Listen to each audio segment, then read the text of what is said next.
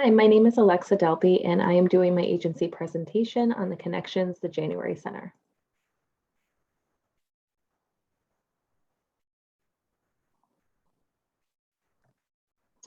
So the Connection is actually, it's a large nonprofit organization in the state of Connecticut, and it's actually where I have my day-to-day employment as well. So the agency consists of 3 service areas. You have Family Support Services, which is where my everyday job is. I work for a supportive housing program with DCF families. We have behavioral health, where we have our outpatient clinics, and then we have the community justice category, which is where the January Center would fall into, and that's where my field placement is. Overall, the Connection is statewide, literally from end to end. It's a very large agency with so many programs. It's constantly growing, but some include supportive housing, case management and housing for youth aging out of DCF, which is a fairly new program, and it's wonderful. Residential substance use treatment, outpatient behavioral health, halfway houses, shelters, and much more. So the January Center is where I'm doing my field placement this year. It is a 24-bed treatment center in Uncasville, Connecticut, on the same grounds as Corrigan Prison. It consists of 12 parole and 12 probation beds. We're not always full, but that is our capacity. The average stay or the average treatment is 3 to 6 months, then all clients have been convicted of a sexual offense and have been incarcerated. So just a couple of things to clarify. They may be coming from prison directly, and maybe that was the plan all along, is that they would serve a sentence and then go right to treatment. Or they might have already served their prison sentence and they are on parole or probation, and something's happened, they violated parole or probation, or the judge feels like jail might not be the best option just yet and that they need treatment again. And so that's when they could come to the January Center as a community referral. Most of the clients, I shouldn't say most, a lot of the clients, we know ahead of time that they'll be coming to us and we can make plans for it. There are also times, like my very first day there, where we got a spontaneous community referral. He violated his parole and he was coming back. He was coming to treatment for the first time. Some clients, so it's 3 to 6 months average. That can vary. Some clients are in there for their 3rd or even 4th time, and sometimes they just need a refresher. And it is more appropriate than prison for some of them. So each client receives weekly case management. So there's sort of a case management side and a clinical side. Everyone is assigned to a case manager, and then the clinical team works with the client. They're not necessarily assigned to one clinician, because the clinical work that they receive is all group-based there. They do have individual therapists that are outsourced with another agency, or I'm sorry, another program through the Connection Behavioral Center for Behavioral Health. So that's where all clients go. Most of their weekly sessions, or most of their sessions with their clinician or their therapist, is through Zoom at this time, but they will get to go in person for those any other time. So they receive their groups based on recommendations from their clinical team and based on their index offense. So their index or initial offense is essentially the reason why they went to jail.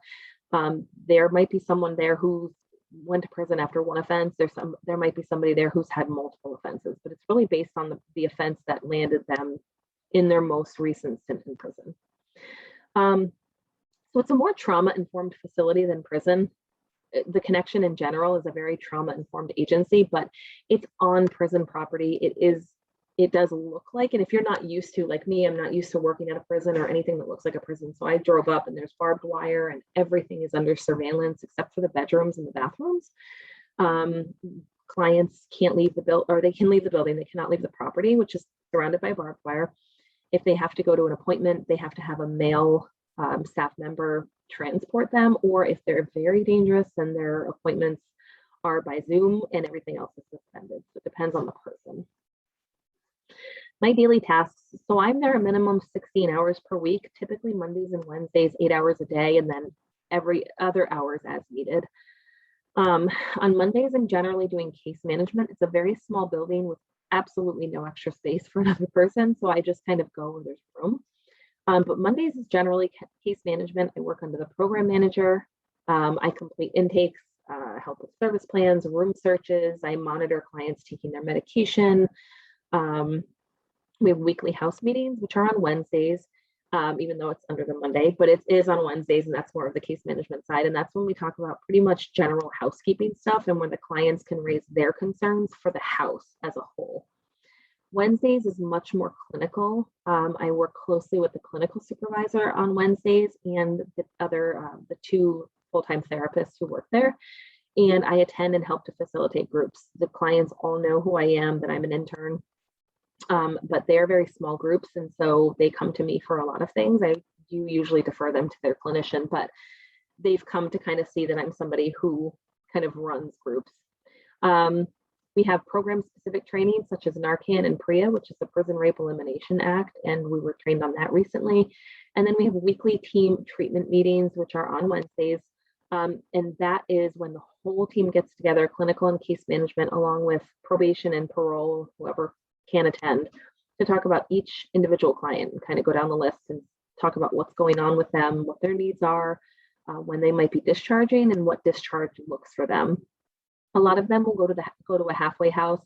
The Connection has another program called REACH, which is where guys with similar offenses will live in an apartment together. So there is a roommate. It's not as, the surveillance is obviously not as heavy because it's not a residential, but there are a lot of check-ins. They can work at the January Center. They cannot work. It's all treatment, but in the step down program, they can. And so we talk about what discharge looks for them, what looks like for them, excuse me. So a solution-focused approach is something I would consider is very appropriate when discussing what I've done so far at the January Center and how I can see it moving forward. Everything that I've discussed is applied to groups, because that's 95% of what we do is in a group setting. So using this approach in a group setting allows for me to pose questions to an individual participant, and then allows for group feedback, which is really what the clients love, actually.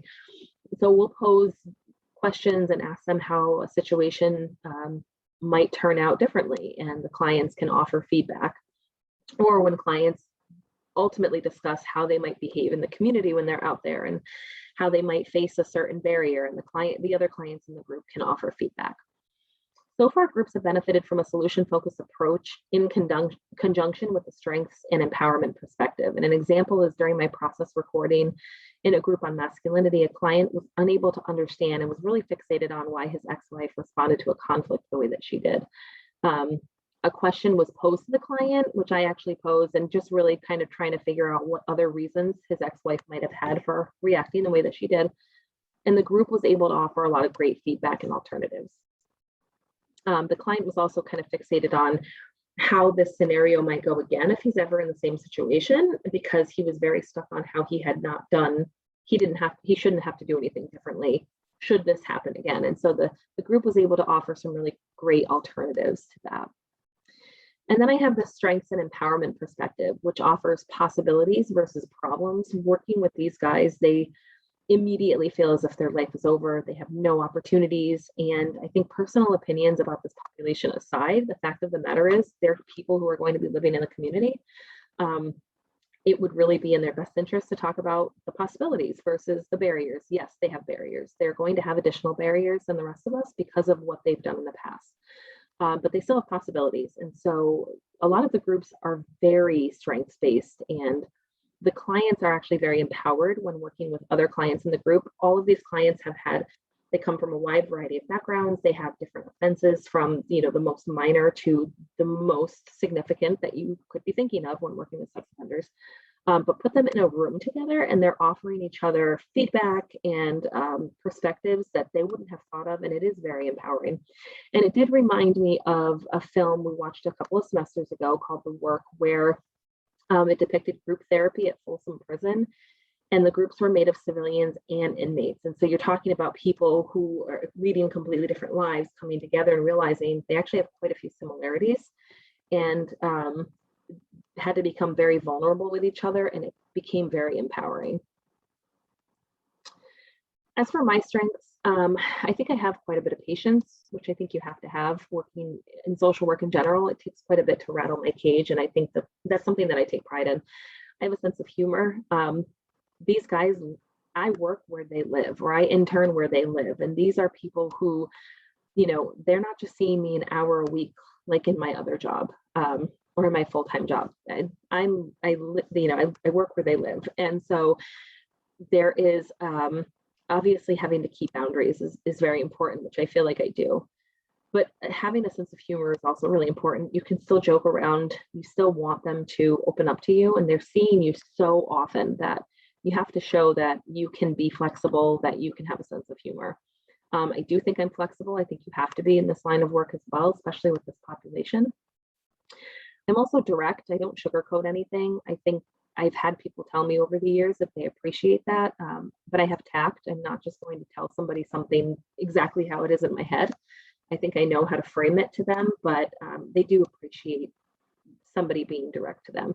And then admitting when I'm wrong. I think over the past couple of months since I've been there, one of the biggest complaints that they've had is that social workers, clinicians, anybody providing their treatment is in a position of power and can never admit when they're wrong. And I know part of that is just them feeling like they're not yet taking accountability, or they just feel like they've been dealt a crummy hand.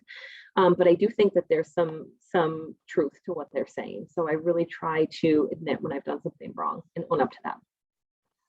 But as for challenges, biases is something that I talk about almost every week in supervision. This is not a population I saw myself working with. I'll be honest, I switched positions, switched employers, and I needed to take something that was available to me, and this was available, and I was really nervous about it. It's come to be something that I enjoy. I guess it's one of those you have to be there kind of things, but I still have biases. And when we get certain clients admitted, I have a hard time with some of them. We just recently had one, and I still struggle with this particular client when he goes over his offenses. Skipping around a little bit, taking the work home. There are clients there who have committed offenses against people who remind me of my children, or my sisters or brothers or family members, and myself, and I could easily be somebody being offended against. And it's a scary thought, and it's something that I have to work on not taking home with me pretty much every day. Again, really loving supervision every week, and sometimes more often if I need it, which is nice. And then active listening. So I think this is a strength of mine, but I have to be careful when somebody's disclosing the details on their offense that my face is not showing disgust, quite frankly, because sometimes the way that they describe it, or just hearing the details, I know that my first instinct is to, have wide eyes or my mouth open, or thankful for masks at this point, because I do struggle with that. And I need to make sure my body language is inviting enough for them to disclose and share what's going on in their lives. And then truly understanding the differences between residential and community-based work, which is what I do day to day.